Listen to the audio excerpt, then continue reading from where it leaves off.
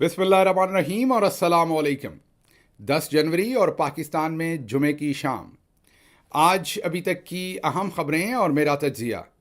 सबसे पहली खबर आपके सामने शेर अफजल मरवत का वो हमला जो उन्होंने सलमान अकरम राजा पर किया था उसके बारे में रखते हैं, क्योंकि आज उसी हमले का जिक्र अडयाला जेल के अंदर हुआ और इमरान खान साहब ने उसके ऊपर भरपूर जवाब दिया है। और मेरा ख्याल है कि अब ऐसे हमले या तो नाकाम हो जाएंगे और या होना ही बंद हो जाएंगे।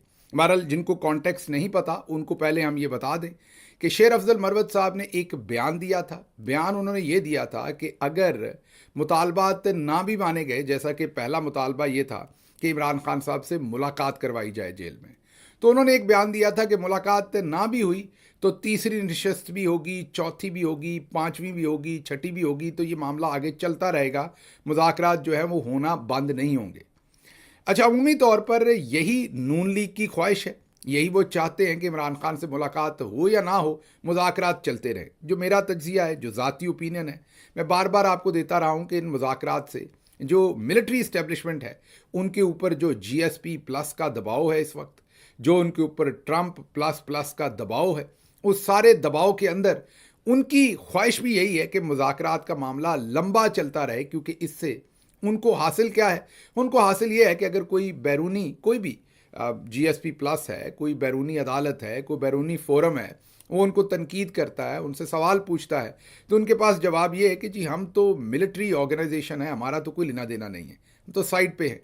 ये तो इस वक्त एक सियासी जमात जो है वो पाकिस्तान तहरीक इंसाफ है, और दूसरी तरफ सियासी जमातें जो हैं जिनमें 5-6 का गुलदस्ता बनाकर जिनके साथ मुज़ाकरात चौधरी निज़ामुद्दीन करवाने की कोशिश कर रहे हैं, जिनको फ्रंट पे रख के, तो वो ये कहेंगे कि ये देखें ये सियासी जमातें आपस में बातचीत कर रही हैं और इन सियासी जमातों की जो भी बातचीत होगी हमें तो मसला नहीं है। तो दो सियासी कुव्वतें एक दूसरे के साथ बातचीत कर रही हैं, हम तो साइड पे हैं। जब तक मुज़ाकरात हो रहे हैं उनके पास फेस सेविंग भी है, और जाहिर है मुज़ाकरात के अंदर से जो खबर निकलेगी उससे कुछ ना कुछ डाइवर्जन भी क्रिएट होगी। जैसे मरवत साहब का जो हमला था सलमान अकरम राजा पे, उससे भी डाइवर्जन निकली। इसी तरह से नून लीग के दोस्त भी जो भी हमले करते हैं आए दिन, उनसे कोई ना कोई डाइवर्जन आती है, और उस डाइवर्जन में जो मेन मुद्दा है डी चौक के ऊपर गोली किसके अहकामात पर, ये तो पता है किसने चलाई, किसके अहकामात पर और कितने लोगों को शहीद किया गया और क्यों चलाई गई, वो जो तमाम का तमाम मुद्दा है वो साइड पे हो जाएगा। ना इंटरनेशनली डिस्कस होगा, ना लोकली डिस्कस होगा।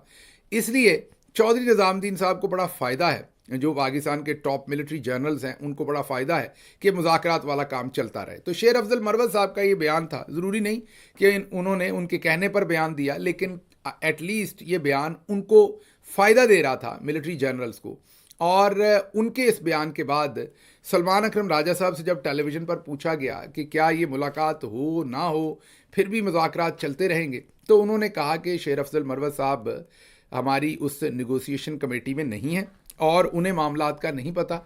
उनका बयान जो है वो पार्टी पोजीशन को रिप्रेजेंट नहीं करता, और उनको दूसरे लफ्ज़ों में तो उन्होंने यही कहा था कि उन्होंने ये कहा नहीं, लेकिन उनके कहने का मतलब ये था कि शेर अफजल मरवत साहब को ये बयान नहीं देना चाहिए। और मैं खुद भी यही समझता हूँ, बग़ैर कोई साइड लिए, बग़ैर किसी पे हमला किए, मैं सिर्फ जो एक मेरिट की बात है वो यही है कि उनको इस पर बयान नहीं देना चाहिए था, क्योंकि वो इस हिस्से का इसका हिस्सा नहीं। और अगर उन्होंने बयान देना था तो जैसे मैं आपके सामने अपना तज्जिया रखता हूँ कि ये मेरा ज़ाती ओपिनियन है, तो ये कहते कि मेरा ज़ाती ओपिनियन है कि ऐसा होना चाहिए, ना कि वो पार्टी पोजीशन देते, क्योंकि ना उनके पास पार्टी का कोई ऐसा ओहदा है और ना ही उनकी जिम्मेदारी है। लेकिन उन्होंने ये बयान दाग दिया। उसके बाद जब सलमान अकरम राजा साहब से टेलीविज़न के ऊपर ये पूछा गया, उन्होंने जवाब दिया। मरवत साहब को इसका पता चला कि सलमान अकरम राजा साहब ने मेरे बयान के ऊपर ये बयान दिया है कि ये उनका ज़ाती ओपिनियन है और पार्टी पॉलिसी नहीं है ये, तो उस पर मरवत साहब गुस्से में आ गए। और मैं आपको सिर्फ एक छोटा सा उसका क्लिप दिखा देता हूं, अगर आपने पहले नहीं देखा वो उन्होंने क्या कहा वो देख लीजिए, और उसके बाद फिर आज इमरान खान साहब ने इस सारे काम के ऊपर क्या कहा है वो बात करते हैं।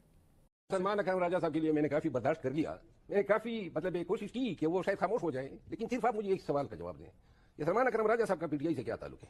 सेक्रेटरी जनरल है आपकी पार्टी। कौन कहता है? हाँ, सामने लगाया उनको। कोई नोटिफिकेशन देखा है आपने? आपको पीटीआई की आईन आपने पढ़ा है? सिर्फ इलेक्टेड आदमी जिसने इंटर पार्टी इलेक्शन कंटेस्ट की वो सेक्रेटरी जनरल हो सकता है। यानी हम अगर अपने पार्टी के आईन को पामाल करेंगे तो पाकिस्तान के आईन की बात किस तरह करेंगे?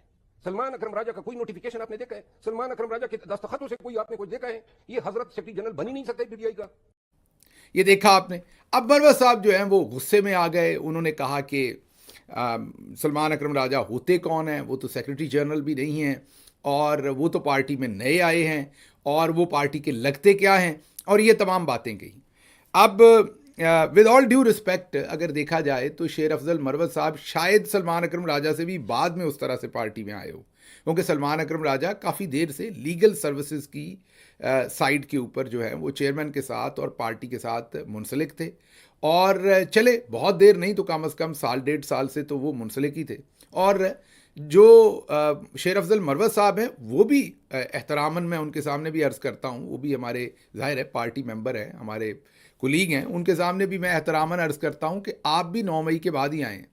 तो ये ताना सलमान अकरम राजा को आपका देना मुनासिब नहीं था, और फिर उनके सेक्रेटरी जनरल पर सवाल उठाना वो भी मुनासिब नहीं था। उसकी वजह यह है कि इमरान खान ने उन्हें सेक्रेटरी जनरल अपॉइंट किया है, और ऐसे हालात के अंदर जब हमारी पार्टी के ऊपर ज़मीन तंग की हुई है और ना इलेक्शंस के रिज़ल्ट इलेक्शन कमीशन देता है, ना कोई और काम करने देता है, ऐसे हालात के अंदर अगर आप कहेंगे कि सेक्रेटरी जनरल ये नहीं है, वो है, फ़लाँ नहीं है, फ़लाँ है, तो इससे हो सकता है आपकी ये ख्वाहिश ना हो सकता है आपका मतमा नज़र ये ना हो, लेकिन आप डायरेक्टली इनडायरेक्टली इस्टेब्लिशमेंट के ऑब्जेक्टिव्स में कंट्रीब्यूट कर रहे हैं। बेशक गैर दानिस्ता तौर पर कर रहे हैं, लेकिन फ़ायदा किसको पहुंच रहा है? पाकिस्तान तहरीक इंसाफ के मुखालफिन को, इमरान खान के मुखालफिन को, जो इमरान खान को और पार्टी को कमज़ोर करना चाहते हैं, उन्हीं का फ़ायदा हो रहा है। तो आज इमरान खान साहब से इसके ऊपर सवालात किए गए, उन्होंने इसके ऊपर भरपूर जवाब दिया। पहले तो उन्होंने ये जवाब दिया कि सलमान अकरम राजा ही हमारे सेक्रेटरी जनरल हैं, और उन्होंने बग़ैर किसी का नाम लिए, मेरा नहीं ख्याल जो रिपोर्ट मेरे तक पहुंची, नाम किसी का नहीं लिया, लेकिन ज़ाहिर है सरजनश इसमें शेर अफजल मरवत साहब की ही हुई, जो हमें मुझे तो मीडिया से ही पता चल रहा है, जो मीडिया के दोस्त वहाँ पर गए उनसे बातचीत हुई, तो नाम उन्होंने नहीं लिया गालिबन, लेकिन इशारा वाज़ेह था। उन्होंने शेर अफजल मरवत साहब की इस पर जो बात है उससे डिस्टेंस किया। जो उनका ओपिनियन था कि वो सेक्रेटरी जनरल नहीं है, उसको इमरान खान ने रद्द किया। उसके बाद अलीमा खानम साहबा ने भी बाहर आकर इस बात को बिल्कुल क्लियर कर दिया कि इमरान खान ने बिल्कुल जो सलमान अकरम राजा हैं उनके पीछे खड़े हैं, और वो समझते हैं वही उनके सेक्रेटरी जनरल हैं। और उन्होंने एक बड़ी शानदार बात बताई अलीमा खानम साहबा ने, और वो आपके लिए शायद नहीं हो, मुझे तो पुराना पता है, क्योंकि खान साहब के साथ अब डायरेक्टली तो जेल में बात नहीं हो सकती, लेकिन इनडायरेक्टली कोई किसी ना किसी चैनल के थ्रू पैगाम आता रहता है, जाता रहता है। तो मुझे तो पता था और पता है कि इमरान खान साहब जो हैं उनको बहुत अच्छी तरह से पता है कि पार्टी के अंदर इस्टेब्लिशमेंट ने अपने लोग उतार रखे हैं। तो आज अलीमा खानम साहबा ने ये कहा कि इमरान खान ने यह भी कहा कि मुझे पता है कि मेरी पार्टी के अंदर इस टाइम इस्टेब्लिशमेंट जो है उन्होंने पेनिट्रेट किया हुआ है, एजेंसीज़ ने पेनिट्रेट किया है। उन्होंने कहा कि मैं वज़ीर आज़म रहा हूँ, मुझे पता है एजेंसीज़ कैसे काम करती हैं और कैसे हिजान बर्पा करती हैं और कैसे इन्फॉर्मेशन को गदला करती हैं और कैसे कोशिश करती हैं कि लोग एक दूसरे से बदजन हों। किसी को बुरा बना दिया, किसी को अच्छा बना दिया, किसी से किसी पे हमला करवा दिया, किसी से गलत इन्फॉर्मेशन दिलवा दी, किसी से कहा ये होगा, किसी से कहा ये नहीं होगा। पार्टी के अंदर ही डिवीज़न, पार्टी के अंदर ही कन्फ्यूजन्स। तो उन्होंने कहा कि मुझे पता है कि मेरी पार्टी के अंदर उन्होंने पेनिट्रेट करने की कोशिश की है, मोल हैं पार्टी के अंदर कुछ, और अवाम जो है वो उन पर तवज्जो ना दे। मैसेज वही है जो मेरे लॉयलिस्ट हैं और जिनके पास इस टाइम पार्टी पोजीशंस हैं या जो ज़िम्मेदार हैं जिन चीज़ों के, उनकी बात सुनी जाए। तो उन्होंने एक तरह से ये जो सलमान अकरम राजा साहब के ऊपर हमला था ये उन्होंने ख़त्म कर दिया। मैं यहाँ पर एक दफ़ा फिर ये कहूँगा कि हो सकता है शेर अफजल मरवत साहब से ये चीज़ दानिस्ता हुई हो या गैर दानिस्ता हुई हो सकता है उन्होंने जानबूझकर प्लान करके ये किया हो सकता है जानबूझकर प्लान ना किया हो, वैसे ही उनसे गैर दानिस्ता ये सब कुछ हो गया हो। लेकिन मेरा उनको मशवरा ये है, मेरा मकसद हरगिज़ किसी के ख़िलाफ़ भी बात करना नहीं है, किसी को ज़ाती कोई नुकसान पहुंचाना नहीं है। मैं उनसे गुजारिश ही कर सकता हूं, मुअद्दबाना एक कुलीग के तौर पर, एक साथी के तौर पर मेरी उनसे गुजारिश है कि ये वक्त नहीं है ऐसे कामों का, ऐसे हमलों का। अब आप गौर कीजिए, आपने ये बात ना की होती, पहले बयान ना दिया होता, उस पर सलमान अकरम राजा साहब को वजाहत ना देनी पड़ती, पॉलिसी स्टेटमेंट, फिर आप सलमान अकरम राजा साहब के ऊपर एक बयान और ना दागते या हमला टाइप बयान ना दागते, फिर उसके बाद आज सहाफ़ी ये बातें ना पूछते, फिर खान साहब को ये बातें ना करनी पड़ती, अलीमा खानम साहबा को आके बाहर पोजीशन ना वाजे करनी पड़ती, मीन जो खान साहब ने कहा वो सारी स्टेटमेंट उनको ना बतानी पड़ती, और मीडिया और हम इसके ऊपर डिस्कस ना कर रहे होते। ये जो सारा वक्त गुजरा है, ये सारे का सारा जो कुछ पाकिस्तान के ख़िलाफ़, जमहूरियत के ख़िलाफ़ काम हो रहा है, तो आप ज़रा गौर करें कि ये सारा जो कुछ भी हुआ है, इससे क्या इमरान खान मजबूत हो रहे हैं? पाकिस्तान तहरीक इंसाफ की जंग मजबूत हो रही है। जिस पार्टी को आपने ज्वाइन किया, जिस पार्टी के नाम पे आपको वोट मिला, इज़्ज़त मिली, शोहरत मिली, लोग आज आपका नाम जानते हैं, क्या आप मुझे खुद दिल पे हाथ रख के बताएं कि ये आप उसके लिए आप अपने लिए, उसके लिए, सब चीज़ों के लिए सर्विस का बायस बने? तो बग़ैर आपके बारे में कोई ऐसी नेगेटिव बात किए हुए, क्योंकि आप हमारी पार्टी का हिस्सा हैं, मैं आपसे मुअद्दबाना गुजारिश करूंगा कि ऐसे बयानात से परहेज़ किया जाए और मिल के चला जाए और कोशिश पूरी हो कि इमरान खान को जेल से बाहर निकालें। अच्छा जी, अगली खबर जो इसी से रिलेटेड है कि फिर जब इन्होंने ये बयान दिया तो पार्टी पूरी खुलकर सलमान अकरम राजा के साथ खड़ी हुई। फिरदौस शमीम नकवी, हामिद रज़ा, शेख वकास, मैंने भी, सब ने इसके ऊपर खुलकर ट्वीट किया और उनको ये मशवरा दिया कि आपको ये काम नहीं करना चाहिए। अच्छा, अगली खबर जो है वो इससे भी जो है वो इंटरेस्टिंग खबर है, क्योंकि वो भी बड़ी देर से हो रहा था यही काम।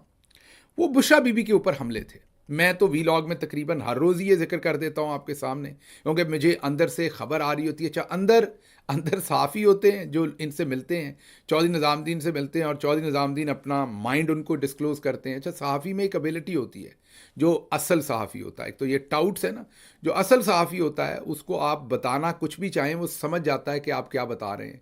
उसको आपकी इंटेंट, खबर का जाविया, डायरेक्शन, खबर के पीछे की खबर, वो सारी चीज़ें समझते हैं और उस पर अपना एनालिसिस मुरतब करते हैं। तो उनसे बात होती है, फिर जाहिर है इस्टेब्लिशमेंट के कुछ रिटायर्ड ज़राए जो हैं वो भी बताते हैं, फिर और भी ब्यूरोक्रेट्स भी बताते हैं, ओवरऑल नून लीग के अंदर भी पेनिट्रेटेड जो ज़राए हैं वो भी बताते हैं। तो बंदे को पता चलता रहता है होता क्या है।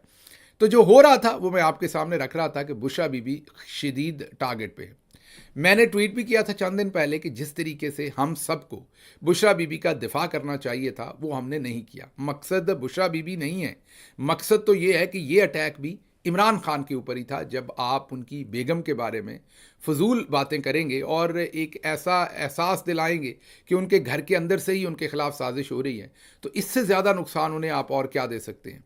तो जो दिफा करना चाहिए था वो ना किया गया, जितनी मरबूत तरीके से बुशरा बीबी के हक़ में बात करनी चाहिए थी वो ना की गई। ये अफसोसनाक है। मुझे भी शायद इससे भी ज़्यादा करनी चाहिए थी। मैं आल्दो रोज़ बात करता हूँ इस पर, लेकिन मैं कहूँगा, मैं अपना भी एहतसाब करूँगा कि इससे भी ज़्यादा करनी चाहिए थी, क्योंकि ये भी इमरान खान पर ही हमला है। आज इमरान खान साहब ने, कल परसों भी उन्होंने ये पैगाम दिया था, आज उन्हें फिर खुद ट्वीट करवाना पड़ा है और बयान देना पड़ा है कि बुशरा बीबी के ऊपर ये जो इल्ज़ाम है कि वो डी चौक में गई, उन्होंने कहा मेरी इजाज़त और मेरे कहने पर गई, और मैं उन्हें खराज तहसीन पेश करता हूँ कि वो वहाँ गई और जाने में कामयाब हुई। ये उनकी कामयाबी थी सारी फस्तायत के बावजूद कि वो वहाँ तक पहुँची। फिर ये जो कहा जाता है कि वो बैकडोर कोई मुज़ाकरात कर रही हैं छुप छुपा के, कोर कमांडर पेशावर, ये आपने देखा था कि चचा कायनात और सब ने एक माहौल बर्पा किया था और उनको जाहिर है कि ये ISI ISPR से ये इन्फॉर्मेशन फीड की जा रही थी और वो टेलीविज़न पर बड़े इंडिपेंडेंट तरीके से बता रहे थे कि बुशरा बीबी अब KP छोड़ के चली गई हैं, अब आ गई हैं, उनका रोल बड़ा अहम है। तो पहले उन्होंने एक माहौल बनाया और फिर दूसरे जो लोग थे उन्होंने सीधा ही हमला कर दिया कि असल में वो मुज़ाकरात कर रही हैं और वो इमरान खान, फिर टाउट्स ने यह भी कहा कि वो इमरान खान को मनाने की कोशिश कर रही हैं। अब मेरा ख्याल उनकी तबीयत साफ़ होगी। पिछले 2 से 3 दिन से इमरान खान ने जो ट्वीट्स किए हैं उसमें जो कन्फ्यूजन होगी वो क्लियर होगी। बहरहाल आज उन्होंने बुशरा बीबी को भरपूर खराज तहसीन और सपोर्ट, और फिर से पार्टी को ये हदायत की है कि भरपूर तरीके से इन इल्ज़ामात का जवाब दिया जाए जो बुशरा बीबी पे लगते हैं। मैं यहाँ पर दोबारा, जैसे शेर अफजल मरवत साहब को कहा है, मैं दोबारा कुछ ऐसे साथी जिनको मैं नादान कहूँगा, बेवकूफ़ कहूँगा, चलें बेवकूफ़ सख्त लफ्ज़ है, नादान कहूँगा, जो बुशरा बीबी पर अमेरिका से बैठ के या दूसरी जगहों से हमले करते हैं कि आप बंदे के पुत्र बने, आप एहसास करें कि आप एक शख्स जिसके बारे में आप ये दावा करते हैं कि आप उनका एहतराम करते हैं, मैं इमरान खान की बात कर रहा हूँ, आप उनसे लॉयल हैं, पहली बात तो ऐसा कुछ नहीं, ये सब झूठ है, लेकिन 1 मिनट के लिए फ़र्ज़ कर लें कि जो बातें आप कर रहे हैं वो 1 मिनट के लिए सच्ची भी हों, तो आपका सगा भाई हो या आपका दोस्त हो और आपने उनकी बेगम की कोई बात करनी हो तो आप उनके साथ करेंगे या सारे जहान से करेंगे? तो इमरान खान साहब जब जेल से बाहर आए, आपको मेरे साथ, बुशरा बीबी के साथ, अलीमा खानम साहबा के साथ, सलमान अकरम राजा के, किसी के साथ भी आपको प्रॉब्लम है, आप उनके सामने बैठ के करें। अभी जो शख्स भी इमरान खान के ख़ानदान पर, किसी पर भी, उनकी बीवी, उनकी बहनों, किसी पर भी हमले करेगा या उनकी पार्टी पर हमले करेगा, वो किस तरीके से इमरान खान को सर्विस कर सकता है? वो किस मुंह से कह सकता है कि मैं इमरान खान का साथी हूँ, दोस्त हूँ?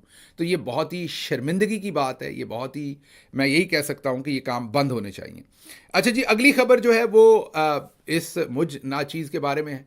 पिछले चंद दिन से मेरे पर भी भरपूर हमले थे, बहुत ही ज़्यादा। आपको यहाँ तो जाहिर है व्लॉग में तो आप सिर्फ मुझे सुनते हैं, लेकिन ट्विटर स्पेस में पूरा जो टाउट ब्रिगेड था, फेक लिबरल ब्रिगेड था, औरत कार्ड और पता नहीं क्या कुछ, वो सब कुछ ही छोड़ दिया था मेरे ऊपर। वो वजह आप हैं, उसके कसूरवार आप हैं, क्योंकि आप मुझे सुनते हैं, आप मुझे सुनते हैं, अपना वक्त देते हैं, और उसकी वजह से जो हमारी व्यूअरशिप है वो बहुत ऊपर गई है, जिस पर मैं आप सबका शुक्रगुजार हूँ। और उस वजह से जो टॉप के हमारे जनरल साहबान हैं उन्हें बहुत बुरा लगा है और उन्होंने फिर सारे ही टाउट छोड़ दिए कि इसको डिस्क्रेडिट करो। तो हर तरह का अटैक था। आज इमरान खान साहब से मेरे बारे में वहाँ पर जो बातचीत हुई, तो उस पर जो उन्होंने जवाब दिया मैं आपके सामने स्क्रीन पर रख देता हूँ। जो सहाफ़ियों ने आज रिपोर्ट किया, उन्होंने कहा मेरा साथी है और मुझे उस पर भरपूर एतमाद है कि वो मेरा वफ़ादार है। तो चले, हमारी कमाई तो यही है कि जिस कॉज़ के लिए हम काम कर रहे हैं, जिस लीडर के लिए काम कर रहे हैं, जो जेल के अंदर पूरी वफ़ादारी के साथ इस वक्त जेल के अंदर मुसीबतें बर्दाश्त कर रहा है, अगर उन्होंने हमें बॉल दी है, गेंद दी है कि आप बॉलिंग करें, तो हम जहां पर लाइन और लेंथ बनती है वहां पर गेंद कर रहे हैं। सिर्फ एक मैं आपसे गुजारिश करूंगा कि एक स्पिनर बॉलर्स होते हैं और एक फास्ट बॉलर्स होते हैं। वसीम अकरम और वकार यूनुस को आप जानते हैं। फास्ट बॉलिंग करनी होती है तो नडर होकर करनी पड़ती है, उसमें आप बाउंसर भी मारते हैं, उसमें आप ज़ोर लगाते हैं, आपको पेस चाहिए होता है, आपको स्विंग चाहिए होती है, उसमें फिर कई दफ़ा नो बॉल भी होती है, वाइड बॉल भी होती है।